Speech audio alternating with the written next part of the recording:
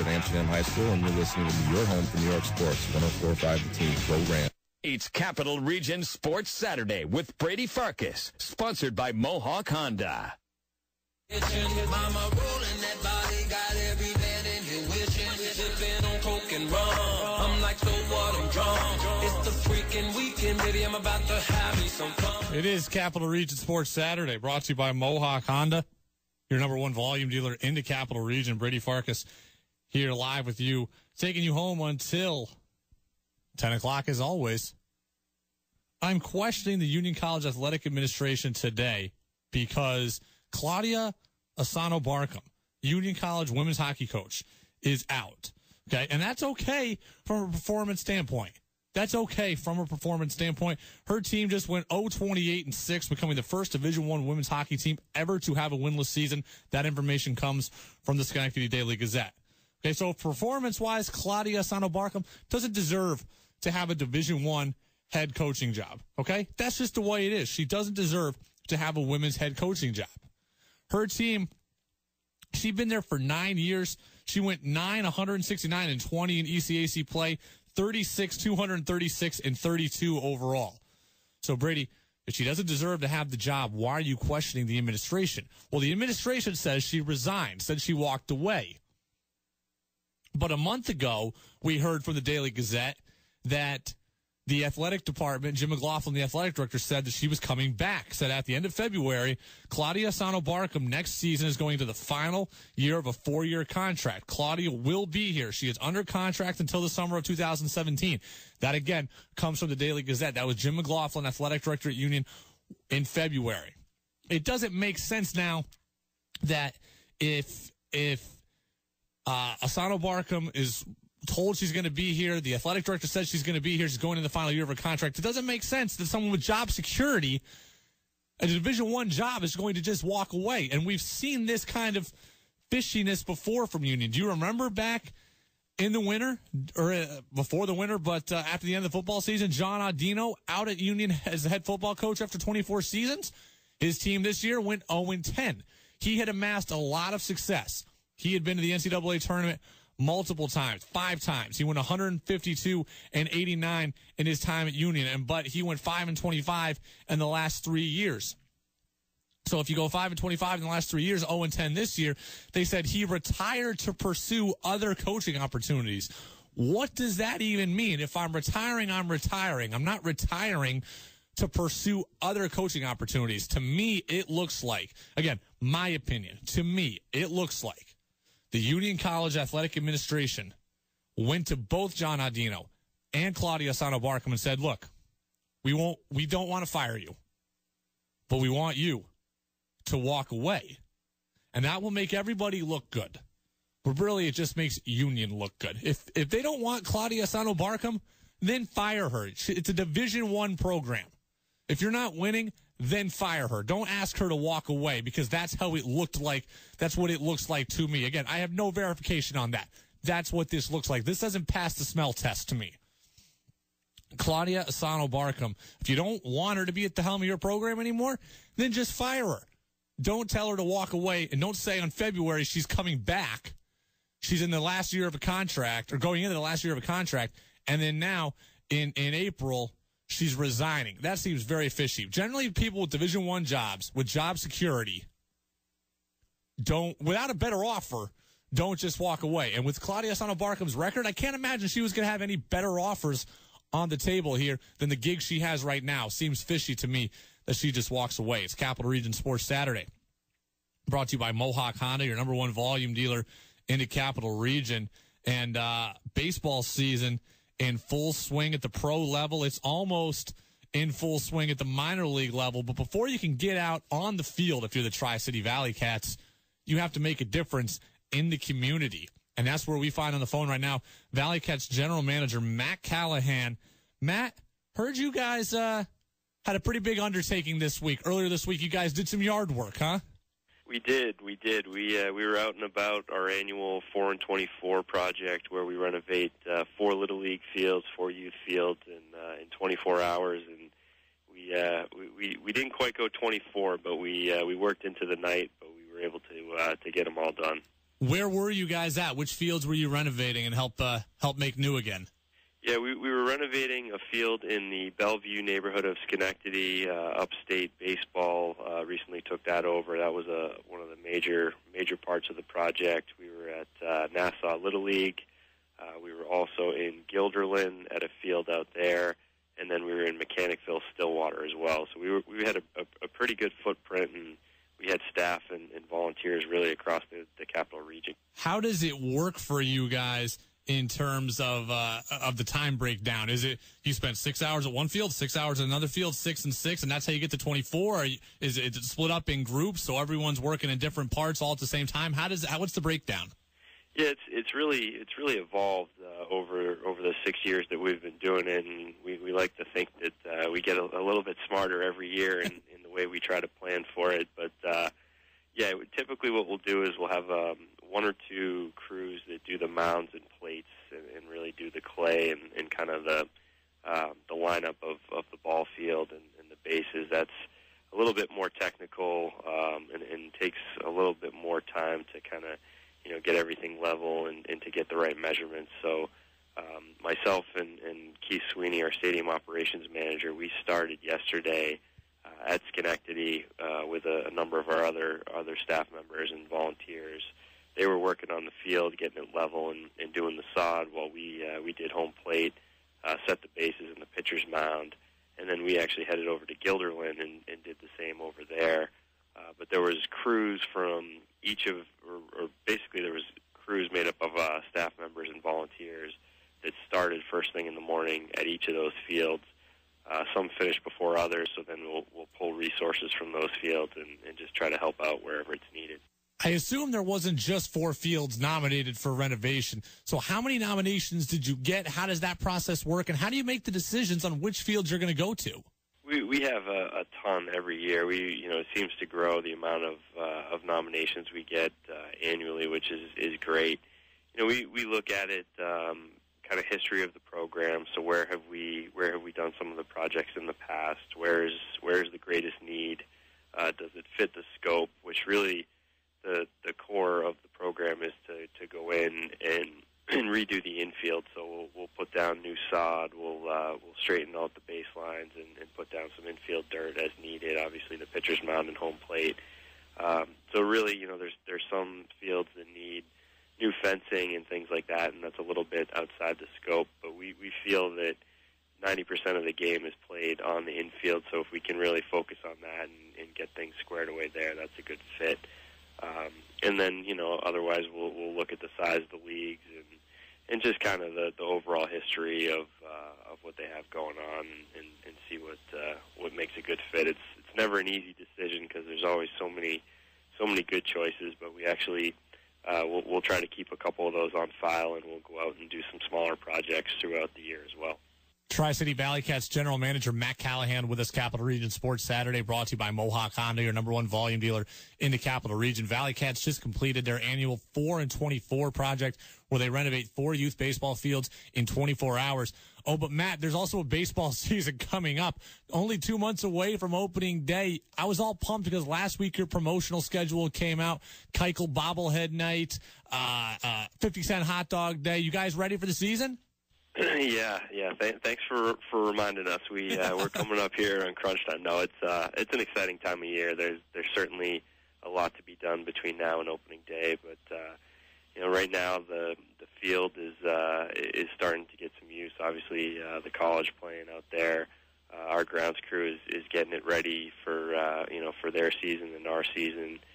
We're starting to open up some of the concession stands and get things de-winterized, so to speak, and opened up from a promotional standpoint. We're putting our finishing touches on a lot of the theme nights and the entertainment and our partnerships. So it's the next 2 months, month and a half here are going to be very busy. We'll have some events starting with some high school games that we'll be hosting, Friday Night Lights next week. Next Friday night, so it's exciting once you start seeing the weather break and seeing baseball played outside at the Joe. It means that Valley Cat season is not far around the corner. Matt Callahan, Tri-City Valley Cats General Manager with us, Capital Region Sports Saturday, brought to you by Mohawk Honda, your number one volume dealer in the Capital Region. Matt, we'll get you out of here on this. So the Houston Astros, up until last year, had been very, very bad. That, in turn, had been very, very good for you with the Valley Cats because a number of high draft picks for the Astros meant a lot of top prospects coming your way. How gratifying is it for you to see some of the players that have started their careers in Tri-City now moving on to great major league careers? I mean, Dallas Keuchel, an AL Cy Young winner. Jose Altuve's an AL batting champion. George Springer's a young star. Absolutely, it's exciting. It's exciting. I mean, we're a starting point generally for a lot of players coming out of the draft, and they're getting their feet wet in professional baseball. So to see them advance and to put the work in and grow as players and become a part of an Astros team that made it to the postseason last year, and you see other guys that started in Houston and were either part of a trade or move on, like a J.D. Martinez, who's off to a good start. And in Detroit, you have Vincent Velasquez, who I think struck out 16. Philadelphia, it's a lot of fun, and I think it speaks to the quality of baseball that you can see in the New York Penn League and of course right here at the Joe. Matt Callahan, Valley Cats General Manager, talking about the 4-24 program, 4 different fields revitalized around the Capital Region this week. Opening day is June 17th. I know I'll be at the Joe on more than 1, 2, probably more than 10 occasions this season. So, Matt, we look forward to another great season of Valley Cats baseball. Thanks a lot. Thanks for having me, Brady. We look forward to seeing you out here. Yeah, absolutely. Matt Callahan, there he goes. Valley Cats, seriously, they really are one of the gems in the Capital Region. One of the things that I love to do. You can find me at the Joe several times this season, and actually worked for the Cats 2 summers ago now, and that was a great experience as well. Capital Region Sports Saturday, brought to you by Mohawk Honda, your number one volume dealer in the Capital Region. The NFL releases its schedules for the 2016 season. The Buffalo Bills, I tell you what, Bills fans, you're on the verge of the playoffs. You got a big draft coming ahead. This schedule is pretty favorable for you. Opening week, Bills at Ravens. You never like to start the year on the road, but remember the fact that the Ravens last year were a dumpster fire. Why? Because of injuries. So Joe Flacco, Steve Smith, Justin Forsett, they'll all be back, but you get them in week 1. There's a chance you get some rust there, so maybe you steal that game on the road. Then you come home on a Thursday. You don't like the short week. You play the Jets. Jets are a team that I'm not that high on this year because of their schedule, which we'll get into at 9:25. Then you're at home again. You stay home again on a long week for Arizona. Arizona's a team, could be a Super Bowl favorite next year. They're very, very good under Bruce Arians. You get them going 3,000 miles going east. You get them on a long week where you've had time to prepare. Maybe Rex Ryan pulls something out of his hat and can slow down Carson Palmer. Then you travel to New England. You don't like that matchup ever, but you get New England out of the way one time early. Then on the road to L.A. The Rams not very good, but now you're going 3,000 miles west. That's a pitfall game for the Bills as well. Then 2 weeks where the soft schedules come into play. You're home with San Francisco, a team not very good. You're on the road at Miami, another team that, well, every year we say they're going to be good, and then they never are. Then you finish out your trips with your games with New England at home. So you get New England out of the way in week 8. Then you travel to Seattle week 9. So weeks 8, 9, that's your tough schedule for the Bills right there. Home New England, at Seattle, that's a Monday night game. So the Bills fans that cry, oh, we're never on primetime television. Well, you are again this year for a second consecutive time. Then you're at Cincinnati, but then the schedule becomes easier to navigate. At the end of the year, when you want it to be easy to navigate, you've got Jacksonville at home, Oakland on the road, then Pittsburgh, tough game, Cleveland, Miami at home. You close out the year with the Jets. The Jets are going to be awful this year, and I'll tell you why in 10 minutes. Jets are not going to be good, so you finish out the year on the road at the Jets. That's always tough to go on the road, but I don't think the Jets are going to have anything to play for.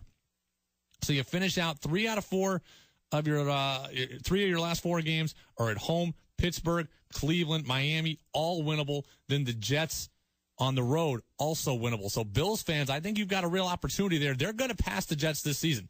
The Bills are going to pass the Jets this season in the standings. I don't think they can beat the Patriots in the standings. I don't think they can finish first, but they're going to leapfrog New York in the AFC East standings. It's Capital Region Sports Saturday, brought to you by Mohawk Honda, your number one volume dealer in the Capital Region. Our boy Jimmy Patsos staying at Siena for a couple of years longer next. It's Capital Region Sports Saturday with Brady Farkas, sponsored by Mohawk Honda.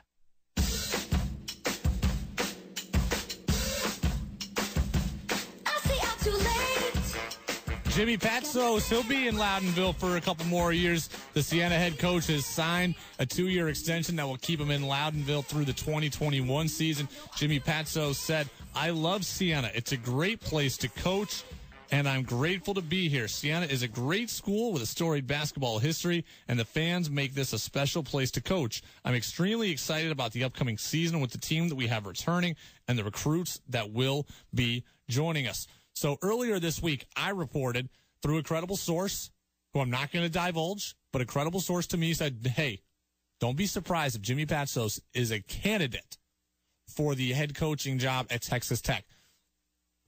There's a connection there between Under Armour. Okay, Jimmy Patsos is big with Under Armour. Okay, he's big with Under Armour. Under Armour based, Under Armour is big because of Maryland. Jimmy Patsos is at Maryland. He's big with Under Armour. Okay, Texas Tech was one of Under Armour's original schools. So there's a connection there. I never said Jimmy Patsos was talking to Texas Tech. I said don't be surprised if they're interested in him. Don't be surprised if he emerges as a candidate. Well, that's squashed now. Jimmy Patsos, a 2-year deal or a 2-year extension at Siena to say that through 2021. It's a good move for both sides. Good move for both sides. Why is it a good move for Siena? You have a charismatic coach who's committed now. Well, he's already committed, but now he's even further committed with this extension. He's committed to the recruiting process. He's brought in some real talent. The Nico Claris of the world, okay? Levon Longs. Those guys are real players. And he's brought them here. So you have a guy who knows the league, who's been in the league, who knows how to win. He's been to the NCAA tournament before at Loyola. Okay? It's a good move for Siena to bring back Jimmy Patsos. And if you're Jimmy Patsos, you want to stick around because you have a great team coming back. You have Nico Claris, all-rookie team in the MAC coming back, an electrifying scorer, only going to be a sophomore. You have Javion Oganyemi, big man. You have Brett Bisping, an unbelievable scorer and an unbelievable rebounder who averaged a double-double for the season. You have Marquise Wright, who until he got hurt last year, was your best player coming back at point guard. You return, and you got Levon Long coming back. You return your entire starting lineup when everyone's healthy. Okay, if Jimmy Patsos is going to leave, the year to leave would be next year once those guys are gone. But Javion Oganyemi, Brett Bisping, Marquise Wright, Nico Claris. There's 4 pretty good reasons to come back. 4 pretty good reasons to come back. And, oh, by the way, Levon Long, it's a pretty good 5th reason. Then you throw in the freshman commits that they have coming in. Siena's going to be a power in the MAC this season. Iona's without A.J. English. They're going to be gone.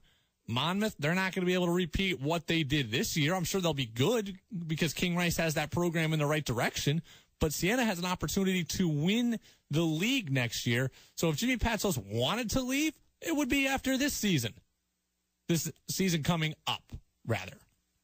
So it's a good move for Patsos to stay at Siena. It's a good move for Siena to want Patsos. That all makes sense. It's all it's just a perfect marriage right now, and I'm happy to see the two sides get the deal done. It's Capital Region Sports Saturday, brought to you by Mohawk Honda, your number 1 volume dealer in the Capital Region.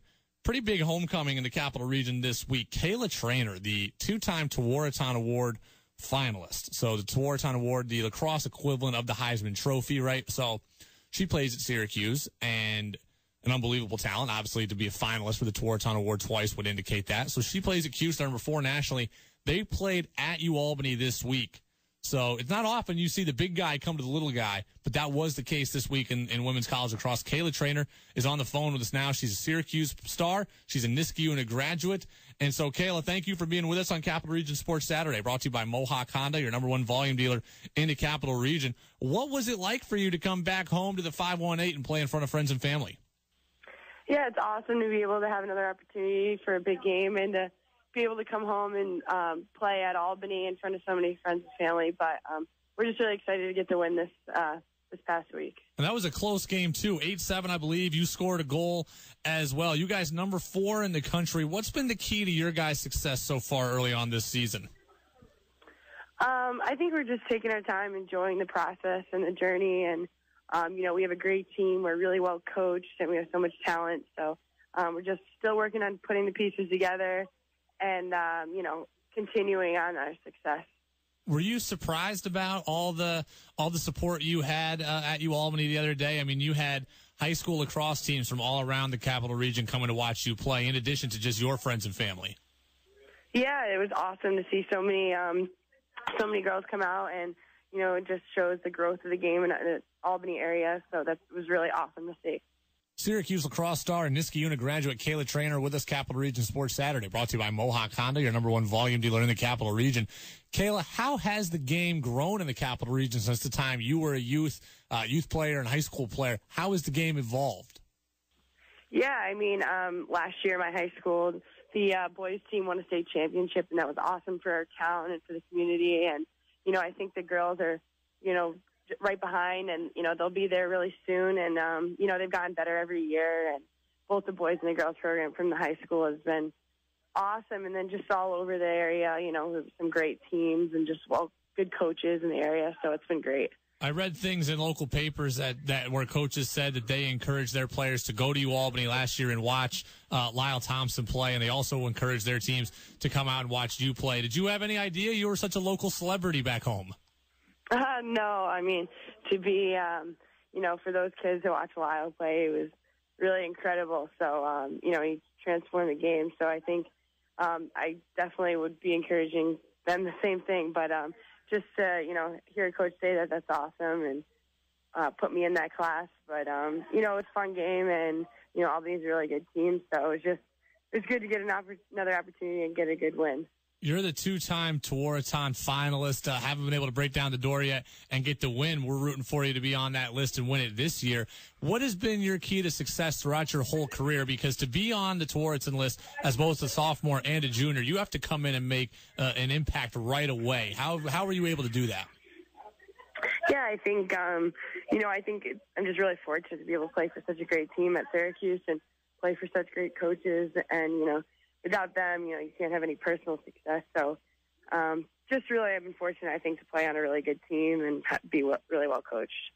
Kayla Trainer, Niskayuna graduate, Syracuse lacrosse star with us, Capital Region Sports Saturday, brought to you by Mohawk Honda, your #1 volume dealer in the Capital Region. Kayla, you guys ranked #4 nationally as we approach ACC tournament play and then NCAA tournament play. What do you guys need to do to make a deep run? I think, we still have some really big games left. We have UNC this weekend, and then, we have the ACC tournament after that. We have Louisville and Cornell. Some really good teams left in our schedule. So I think we're just, trying to enjoy every game still and not get ahead of ourselves and look too far in the postseason. Kayla Trainer, Capital Region native and Syracuse lacrosse star with us on Capital Region Sports Saturday, brought to you by Mohawk Honda, your #1 volume dealer in the Capital Region. Trainer leads Syracuse in scoring, the #4 Orange. Kayla, best of luck the rest of the way. Thanks for being with us and continued success. Thank you so much. There she goes, Kayla Trainer, the leading scorer on Syracuse, #4 nationally, Niskayuna graduate, and always great to see, as always, Capital Region natives doing it big at the next level. It is Capital Region Sports Saturday, brought to you by Mohawk Honda, your #1 volume dealer in the Capital Region. It no longer matters that the New York Jets signed Ryan Fitzpatrick. I've been saying all along they need to get Fitz in and forget about Geno and continue to develop Bryce Petty. It doesn't matter who the Jets have at quarterback. They're not going to the playoffs in 2016. The New York Jets season is over, and we're 5 months away from it starting. The schedule that the NFL gave the Jets is absolutely brutal. You could bring back Vinny Testaverde, Joe Namath, Chad Pennington, it doesn't matter. Not one quarterback could navigate what the Jets are going to be asked to do in 2016. Five of your first six games against playoff teams from a year ago. The Jets open up at home. That's nice. They get the Bengals. They'll get a healthy Andy Dalton. They'll get A.J. Green. They'll get a good running attack. They'll get a tenacious defense. Tough matchup. Then you travel to Buffalo. You say, okay, the Bills aren't great. They're the only non-playoff team in that first six. Now you got to play them on a short week. That's a Thursday night game. So you're going to play the physical Bengals and then go 4 days later and play the physical Rex Ryan Bills, and you're going to do it on the road. Another tough task. Then you go at the Chiefs, a healthy Jamal Charles, Charkandrick West, Spencer Ware, an efficient Alex Smith, a team that doesn't turn it over, a team that has some turnover on defense, but still physical. Oh, speaking of physical, then you come home and you get the Seahawks at home. I understand Seattle's got to come 3,000 miles, and maybe they could slip up there, but you really want to go your first 4 games, Cincy at Buffalo, at KC, home for Seattle, and then even after Seattle, you're on the road at physical Pittsburgh, and then at physical Arizona. good luck in your first 6 games. I could easily see the Jets being 1-5 in those first 6 games. I don't even know where that one will come from. Logic tells you they beat the Bills because those 2 teams are even, and that's the best chance for a win. But I don't even think that's a gimme. I don't think that's a gimme for the Jets. The Jets have a tough schedule at the beginning of the year. It gets friendlier at the end of the year in that you've got your last 3 weeks, 2 of the 3 are at home. You've got Miami, then New England on the road, and then Buffalo again. If you're in it, yeah, then you've got 2 out of 3 there that are winnable. But I don't think they're going to be in it because I think they're going to be in such a dreadful start. The soft spot in the schedule only, you got Baltimore, Cleveland, and Miami, and Los Angeles in a 4-week stretch. But again, you could be 1-5 after your first 6. So do those 4 winnable games really matter? And then you've got New England and Indianapolis. I think the Jets win no more than 6 games looking at this schedule. I think they could beat Buffalo at the end of the season. I think they could beat Buffalo at home. I think they can beat Miami twice. That would be 3 wins. I think they can beat Baltimore. That would be 4. Cleveland would be 5. The Rams would be 6. And San Francisco. I think they win between 6 and 8 games. 6 and 8 games. Gives you 1 game there to lose that you should have won. It gives you 1 game that you should have lost on the other side. But the Jets, they're not going to the playoffs. It doesn't matter who's at quarterback. So if you want to save money and don't overpay on Fitz, then I'm with you now because it doesn't matter anymore. 104.5 The Team, 104.5theteam.com. Capital Region Sports Saturday, brought to you by Mohawk Honda. And at Mohawk Honda, remember, they got the pet adoption clinic going on tomorrow. Levac and Wolf will be out there. At Mohawk Honda, they try to treat everybody they're with like a family. Anyone who's associated with Mohawk Honda is in the Mohawk Honda family, and they try to do right by their customers all the time. They're open extended hours, 10 acres of savings opportunities that you can shop to in person. You can also go online 24/7 at MohawkHonda.com. They've got certified pre-owned vehicles. They've got 180 trained automotive experts going above and beyond to better service you. You can go in there and ask about their Mohawk Exchange program. Tiffany, Katie, V-Day, all of them will tell you about the MXP program in which you can get your car back or trade in your car for a car, same or lower payment, no money down, no hassle price. It's an unbelievable deal at Mohawk Honda. Shop the convenient Route 50 in Glenville location because at Mohawk Honda, they go out of their way to please you. Ian Anderson, Shen star pitcher, projected first-round draft pick. Hudson Belinsky of Baseball America was in town this week to see Ian pitch. Something unexpected happened. Next. It's Capital Region Sports Saturday with Brady Farkas, sponsored by Mohawk Honda. Yes, we are back and on the phone right now. Hudson Belinsky of Baseball America. Hudson, you were in town this week to watch Ian Anderson pitch the Shen Star. You had him mocked in your mock draft at number 10 overall to the White Sox. He didn't actually pitch, though, when you were here. What happened? So he started warming up in the bullpen. He looked loose. He was it was a little crispy, the weather. I mean, it was I don't know, up low 50s.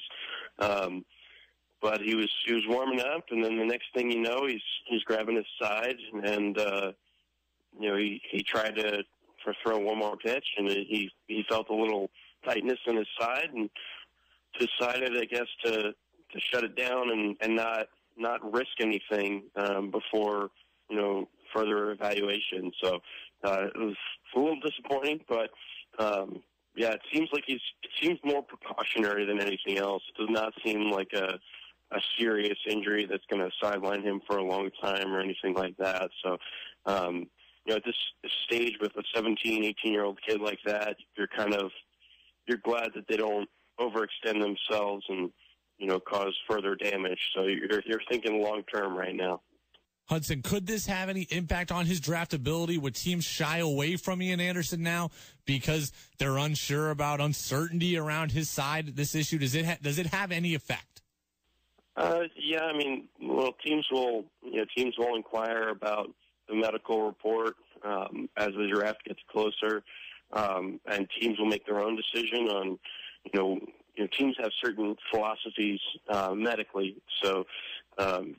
Some teams might be scared away. Some teams it might not matter at all. But whenever you're looking at a high school right-handed pitcher, that demographic already comes with so much injury risk to begin with that it would seem that, just something like if it's an oblique or, a lat muscle or something like that, it would not seem to be a major deterrent, provided he comes back healthy. And, this does not turn into something long term. So, but, with how good he's been in scrimmages, he's pitched really well, according to my sources, and shown really good stuff. It's kind of the stuff scouts are looking for, with a better fastball velocity, and his breaking ball is a little bit more consistent, and he's got a pretty nasty changeup. And so, there aren't a whole lot of guys in this country right now who can do that. So, I think that overall his draft stock between the start of the first of the year and now is certainly up still.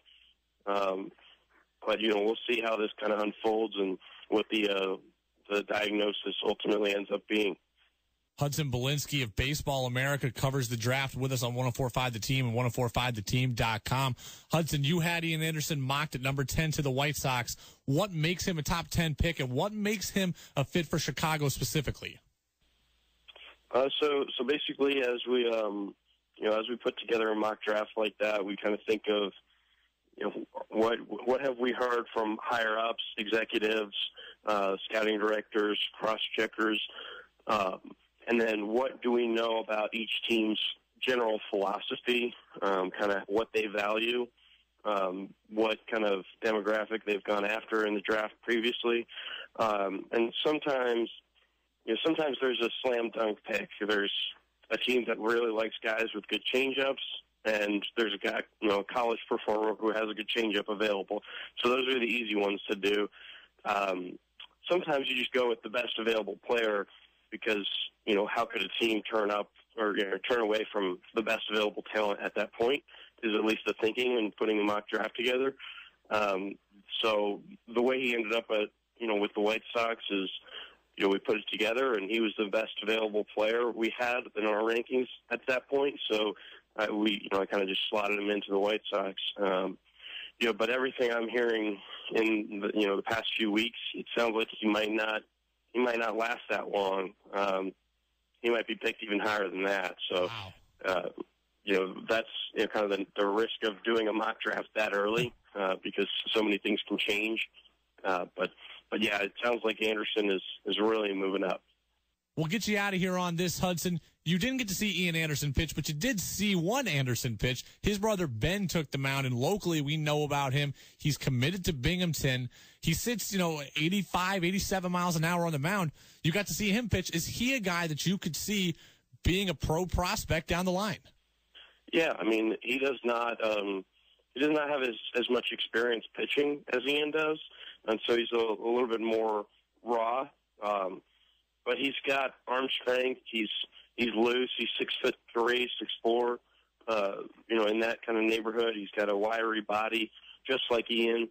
So you can certainly look at this guy and say, if he commits himself to pitching, there's something there. He showed a pretty quality changeup at times yesterday. He was sitting 84 to 87 on the gun. When he was on, he was throwing strikes and pounding the corners, and I think it kind of took him a little while to settle in. But scouts were disappointed. There were a lot of scouts in there to see Ian Anderson. Scouts were disappointed they didn't see Ian Anderson, but kind of glad they got to see the other Anderson. Got to at least check in on that and see what that was all about. But I thought it was a great opportunity for Ben Anderson, and I think he certainly has plenty of potential and could be a really good college pitcher at Binghamton. Hudson Belinsky, Baseball America, with us, Capital Region Sports Saturday, brought to you by Mohawk Honda, your #1 volume dealer in the Capital Region. Happy to hear that your trip to Albany wasn't a waste of time. Happy to see that you got to see some good baseball anyways. We hope you make a second trip up here to watch Ian pitch, and if you do, we'll catch up with you then. Thanks, Hudson. Awesome. Thanks for having me. Yeah, for sure. We're going to try to get Hudson on again multiple times before the draft.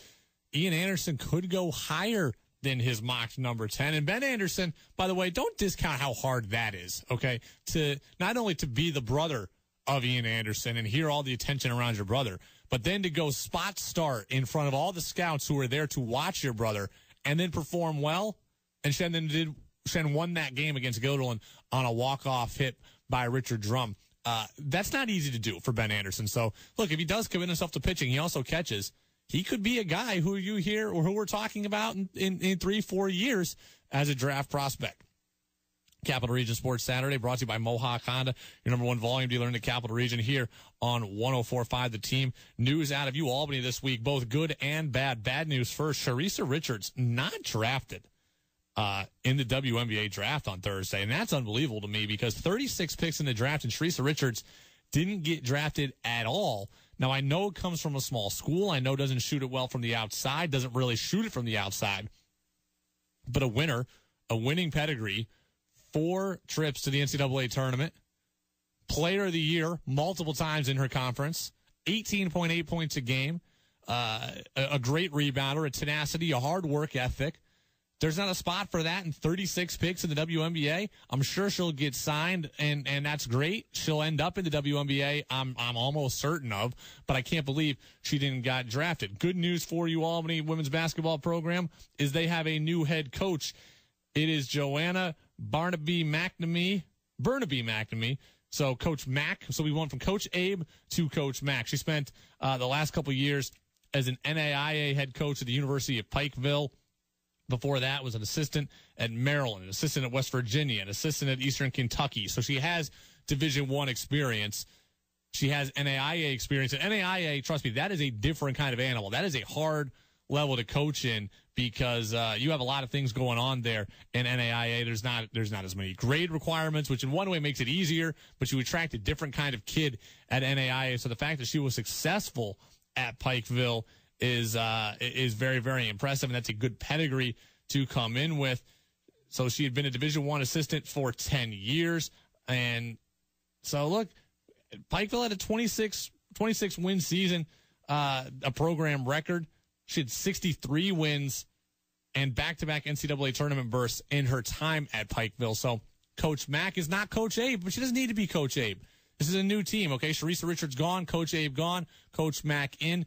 I'm sure with the history now and the winning tradition of the UAlbany program in the America East Conference, whoever got that job was set up for success. So Coach Mack has my vote. I believe she can be successful and successful in a big way, continue the legacy that Coach Abe left behind. Capital Region Sports Saturday brought to you by Mohawk Honda, your number one volume dealer in the Capital Region. Shout out to 2 local natives who got their first wins in AAA this week. Jamie Schultz and Jeff Hoffman. Jamie Schultz, the Maple Hill graduate, he got the win for the Durham Bulls of the Tampa Bay Rays system. 6 innings, just 2 hits, no earned runs, 4 strikeouts, only 1 walk. That's the big thing with Schultz. Look, when you get 8 strikeouts and 4 walks, you throw a lot of pitches. Remember, he only went 4 1/3 in his first start in AAA. The pitch count was at 80 at 4 1/3. Now, more economical, less strikeouts, less walks, pitch to contact, go deeper in the game. That's how you get to the big leagues. Jamie Schultz, his first win in AAA. Jeff Hoffman, he goes 7, gives up 2 earned for the Albuquerque Isotopes, AAA affiliate of the Colorado Rockies. Hoffman is a top 5 prospect in the Rocky system. I expect him to be in the major leagues this season. Capital Region Sports Saturday brought to you by Mohawk Honda.